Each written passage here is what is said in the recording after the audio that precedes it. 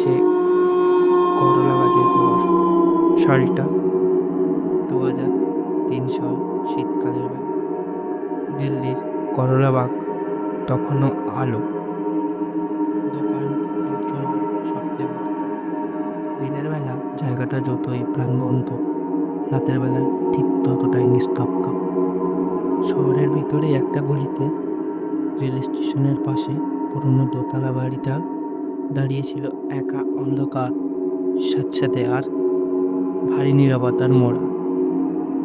বাড়ির অনেক ইতিহাস আছে, সেটা তোমাদেরকে জানাবো। ইংরেজ আমলে বাড়িটা বানিয়েছিল এক সাহেব। শোনা যায় তার বাড়ির দাসীকে এখানে এক রাতে হত্যা করা হয়। ছাদের কোনায় একটা জায়গা ছিল যেখানে দাসীর রক্ত মিশে গিয়েছিল দেয়ালের ভেতর। পরে ওই দাগ মুছতেই যতবার রং করা হয়েছে, পরের দিন সকালে সেটা আবার ফিরে এসেছে একই জায়গায়, বাদামি হয়ে। বছর 20 পর এক বাঙালি পরিবার, কসেরা, সেই বাড়িটা কিনে নেয়। স্বপন, স্ত্রী মিতা, ছেলে মেরিয়া। তারা ভেবেছিল পুরনো বাড়ি হলেও একটু সাজিয়ে নিলে থাকা যাবে, কিন্তু তারা জানতই না ওই বাড়িতে হলে এখনো কেউ বেঁচে আছে, অদৃশ্য হয়ে। প্রথম রাত, ঘরের ভিতর ঢুকে টিয়া বলেছিল, মা, ছাদের দিক থেকে কেউ হাঁটছে। সবাই ভেবেছিল ইঁদুর বা বাতাসের শব্দ, কিন্তু রাত বাড়ার সঙ্গে সঙ্গে শব্দটা স্পষ্ট হচ্ছিল, একটা ভারী জিনিস টানার মতো আওয়াজ, আর তারপরে হালকা ফিসফিসানি।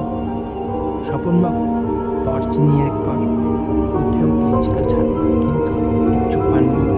শুধু কোনায় একটা বাদামি দাগ, যেন পুরনো রক্ত শুকিয়ে কাঠের মধ্যে ঢুকে গেছে। সেদিন রাতে সবাই ঘুমোলেও মিতা হালকা ঝাপসা পরে দেখছিল। টিয়া ঘুমের মধ্যে উঠে বসে আছে আর ফিসফিস করছে, ওরা নামতে পারছে না মা, ওরা ডাকছে। তার কিছুদিন পর থেকে রিয়ার পরিবর্তন শুরু হলো। দিন কয়েক পর রিয়ার আচরণ স্বাভাবিক হতে লাগলো। স্কুল যেতে চাইতো না, কারণ কারো দিকে তাকিয়ে হাসতো না। রাতের বেলায় আয়নার সামনে দাঁড়িয়ে চুল আঁচড়াতো, তারপর ধীরে ধীরে নিজের চুল টেনে ছিঁড়তে শুরু করত। তার চোখের নিচে কালচে দাগ, ঠোঁট শুকনো, শরীর ঠান্ডা। মিতা ডাক্তার ডেকেছিল। ডাক্তার বলল বাচ্চাটা হয়তো শকে আছে, নতুন বাড়ি, নতুন জায়গা, স্টোর্স।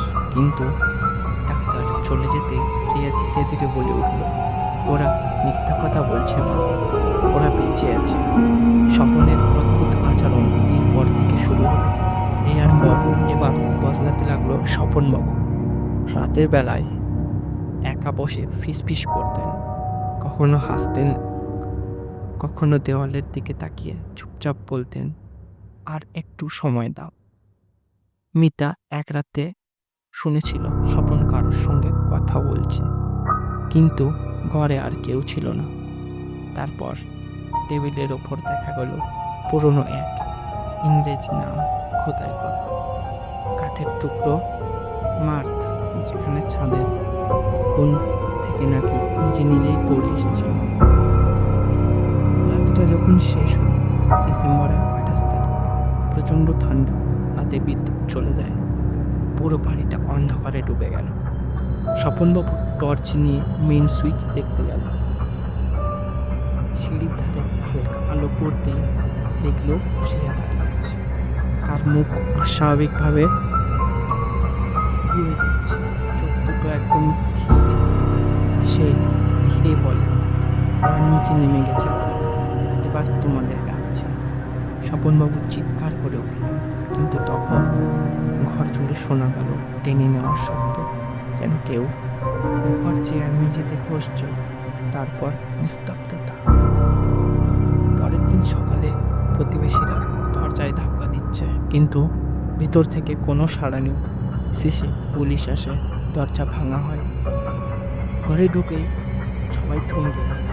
ড্রয়িং রুমের মাঝখানে ৩ জনের দেহ ঝুলছে, স্বপন, মিতা আর অরিজিৎ। সবাই মুখ ক্লান্ত, কোনো লড়াইয়ের চিহ্ন নেই, কিন্তু রিয়া নেই। সিঁড়ির নিচে ছাদের দিকে মুখ করে বসানো অবস্থায় ওকে পাওয়া গেল। চোখ খোলা, ঠোঁটে হালকা হাসি, হাতে আঙুলের রক্তের ছাপ, যেন কোথাও কিছু আঁচড়েছে।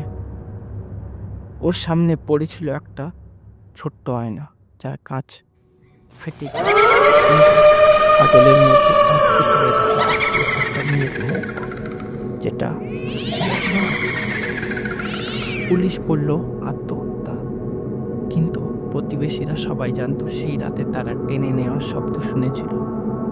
কেউ কেউ জানালো ভোরের বেলায় ছাদের দিকে আলো দেখা গিয়েছিল, আর একজন বৃদ্ধ বললেন সেই দাসীটা মারা গিয়েছিল, তার নামও ছিল মার্থ, তার রক্তের দাগ আজও যায়নি। এরপর বাড়িটা একজন ফাঁকা বার ভাড়া ওঠানোর চেষ্টা হয়েছে, কেউ থাকে না। রাতে আয়নার কাছে দেখা যায় একটা মেয়ে দাঁড়িয়ে আছে সিঁড়ির নিচে আর হাসছে। তার পাশে ৩টে ছায়া ঘাড় হেলে আছে একদিকে, আর ছাদের কোণায় সেই পুরনো বাদামি দাগ, যেটা এখনো শুকোয়নি। এই হলো দিল্লির মুখের নিচে করলাবাগের ঘর। এটা সত্যি ঘটনা বলে অনেকে বিশ্বাস করে। তোমার যদি বিশ্বাস না হয়, একবার ঘুরে আসতে পারো আর অভিজ্ঞতাটা আমাদের সাথে শেয়ার করো। কমেন্ট বক্স ফাঁকা রইল।